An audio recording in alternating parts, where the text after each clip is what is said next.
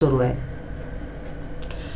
महापालिका सार्वत्रिक निवडणुकीच्या पार्श्वभूमीवर शहरात आदर्श आचारसंहिता लागू झाल्यानंतर शहरातील अनधिकृत पोस्टर्स, बॅनर्स हटवण्याची कारवाई पालिकेच्या माध्यमातून शहरातील 3778 अनधिकृत पोस्टर्स, बॅनर्स हटवण्यात आले। यापुढे आचारसंहिता कोणत्याही प्रकारचे राजकीय, सामाजिक किंवा वैयक्तिक जाहिरात पोस्टर्स, बॅनर्स, फलक विनापरवानगी लावल्यास संबंधितांवर तात्काळ गुन्हा दाखल करण्याचे स्पष्ट आदेश आज झालेल्या बैठकीत पालिका आयुक्त सौरभ राव यांनी दिलेत।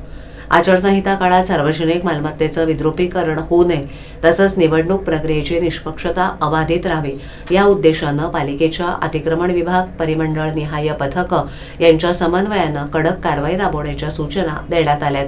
शहरातील प्रमुख रस्ते, चौक, सार्वजनिक भिंती, उड्डाणपूल, वीज खांब, बस थांबे इत्यादी ठिकाणी बेकायदेशीरपणे पोस्टर्स आणि बॅनर्स लावणाऱ्या दोषींवर कायदेशीर कारवाई करण्यात येईल असं आयुक्तांनी स्पष्ट केलंय। तसंच पालिकेच्या माध्यमातून आचारसंहिता लागू झाल्यानंतर तात्काळ शहरातील अनधिकृत पोस्टर्स, बॅनर्स हटवण्याची तसंच पालिकेच्या वास्तूवरील कोनशिला झाकण्याची कार्यवाही करण्यात आली आहे। विनापरवानगी शहरात अनधिकृत पोस्टर्स, बॅनर्स लावणाऱ्या व्यक्तींवर जबाबदारी निश्चित करण्यात येणार आहे।